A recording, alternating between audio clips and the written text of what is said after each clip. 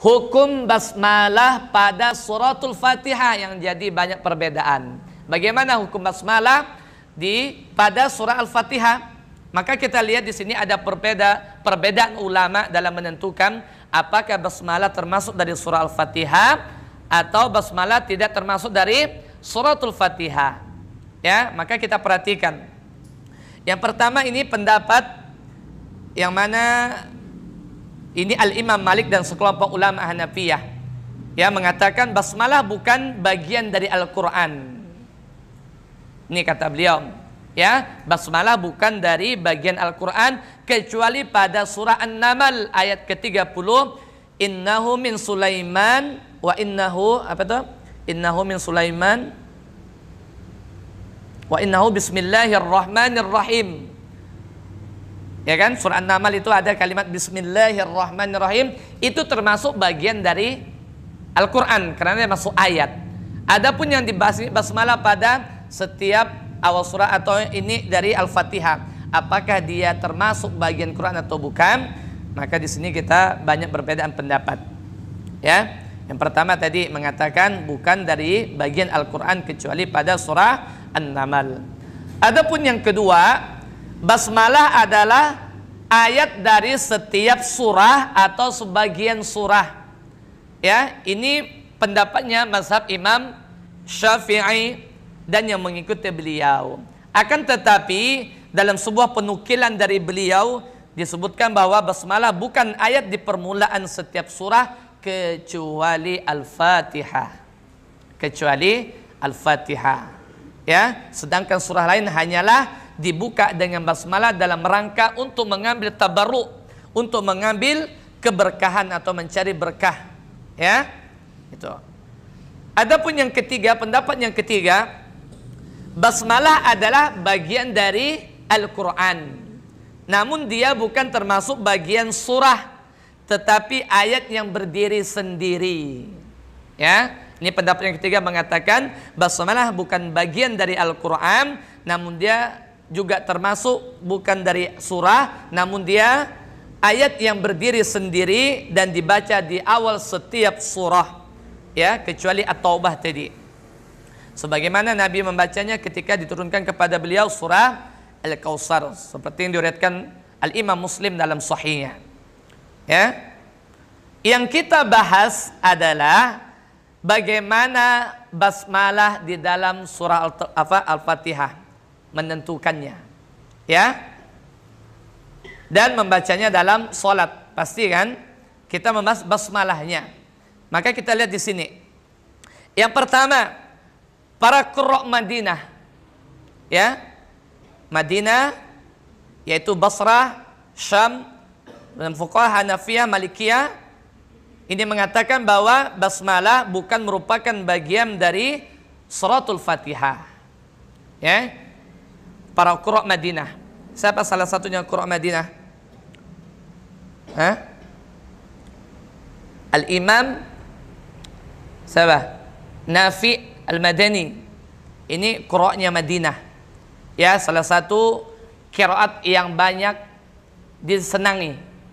Ya, salah satunya dengan perawi yaitu Qalun dan Warash. Ya, maka salah satu qiraat yang paling banyak disukai ini yaitu qiraatnya Imam Nafi' Al-Madani. Ya, Imam Nafi' dengan riwayat Qalun dan Warash. Mengatakan di sini bahwa basmalah bukan merupakan bagian dari suratul Fatihah. Adapun ulama Malikiyah mengatakan makruh mengucapkan basmalah dalam salat baik jahar ataupun sir. Ya. Nanti ada pembahasan khusus nanti bagaimana hukumnya baca basmalah ketika jahar atau sir. Di sini banyak perbedaan pendapat. Salah satu dibahas dalam tafsir Ibnu Katsir, pembahasan bab basmalah. Ya. Sedangkan ulama Hanafiyah mengatakan sunnah membacanya dalam salat dengan sir. Ya. Sedangkan qurra Mekah, siapa masuk qurra Mekah? Kufah, qiraat Ibnu Katsir Al-Makki, kemudian siapa lagi? Kufah, Imam Hamzah Az-Zayyad, Al-Kufi, salah satu imamnya Qurra di Kufah di Mekah, ya, dan para fuqaha Hanafiyah, Hanabilah dan Syafi'iyah mengatakan bahwasanya basmalah merupakan bagian dari surah Al-Fatihah, ya, dan fuqaha Hanabilah mengatakan sunnah dibaca di dalam salat dengan sir, sedangkan Syafi'iyah mengatakan sunnah dibaca dengan jahar pada salat. Ya, ini perbedaan ikhwan. Ketika ada seorang imam yang baca sir, jahar itu jangan sampai menjadikan kita untuk masing-masing mempertahankan pendapat sehingga menimbulkan mudarat yang lebih besar. Ya, maka di sini banyak hadis-hadisnya, sebagaimana di dalam tafsir Ibnu Katsir membaca basmalah, yang membaca basmalah dengan jahar juga ada dalilnya.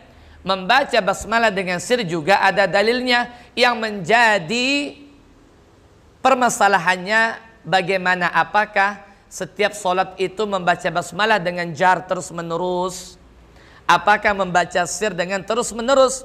Maka jalan tengahnya, ya, jalan tengahnya, maka silakan bagi yang membaca basmalah dengan jahar, namun tidak dijadikan terus menerus membacanya dengan jahar, ya. Jadi boleh dia sekali membacanya dengan sir, ya. Ini lebih bagus sebenarnya, ya, lebih bagus. Ini dikatakan orang benar-benar berilmu dia, ya. Bahkan pernah ikhwan kami pernah berkumpul dengan Ustaz Syamsidar, kemudian orang-orang Departemen Agama, yang mana ini setiap tahun pasti ada permasalahan, khususnya pada bulan Ramadan, pasti berkalut tentang basmalah. Ada yang masjid yang tidak senang dengan membaca basmalah disirkan, bahkan dikatakan sesat, tidak sah jadi imam, ya kan? Ada yang membaca basmalah dengan sir, jahar, maka mereka tidak setuju juga yang terbiasa dengan sir. Maka sebenarnya ini ikhwan, kita berlapang dada sebenarnya. Tidak gara-gara basmalah nyaring atau sir itu sampai berpecah belah, sambil menimbulkan kerusakan, makanya lebih besar. Kita berlapang dada sebenarnya, ya kan? Nah, maka ini perlu kita pertengahkan. Maka yang benar itu sebenarnya itu tidak dijadikan terus menerus, tapi sekali-kali boleh kita jaharkan. Yang terbiasa sir, sekali-kali boleh kita jaharkan, ya. Biasa kalau anak imam di masjid-masjid yang biasa jar, anak jaharkan. Biasa yang dengan sir, anak sirkan. Melihat masjidnya bagaimana. Lagi pula kita tidak tiap hari di situ. Sekali-sekali dijaharkan, ya. Pahamlah kita lihat kondisinya, ya. Itu dalam membaca basmalah sir atau jahar itu banyak lagi pembahasannya. Namun di sini kita hanya untuk membahas secara ringkas saja, ya. Yang jadi permasalahan di sini, ya, perbedaannya menentukan ayat pertama dan terakhir suratul Fatihah. Itu aja, ya. Bagi yang mengatakan bahwasanya basmalah bukan bagian dari surah Al-Fatihah, dia menentukan bahwasanya terakhir surah Al-Fatihah adalah ghairil maghdubi alaihim waladdallin. Itu berarti terakhir dari suratul Fatihah. Kalau mengatakan basmalah bukan bagian dari suratul Fatihah. Adapun yang mengatakan bahwasanya basmalah merupakan bagian dari suratul Fatihah, maka ini yang termasuk Al-Imam Asim yang mengambilnya. Siapa Al-Imam Asim? Qiraat Imam Asim pernah dengar? Siapa perawinya? Siapa perawinya? Imam Asim. Hafaz dan Syu'bah. Antum tiap hari baca Quran, itulah riwayatnya. Hafaz tuh an Imam Asim, ya. Jadi ditanya nanti, antum membaca Quran dengan riwayat apa? Harus tahu, inilah bacaan qiraat Imam Asim dengan riwayat Hafaz dari jalur Syatibiyah, ya. Nah, ini perlu nanti kita perkenalan dengan ilmu qiraah, thariqah, itu perlu untuk mengenal, ya. Bukan belajar qiraah, belum mengenalnya, pengertiannya apa gitu, biar kita tahu, ya. Nah, ini menurut Imam Asim bahwasanya beliau ini memilih untuk membaca ayat terakhir sekaligus dari siratal ladzina an'amta 'alaihim ghairil maghdubi 'alaihim waladdallin.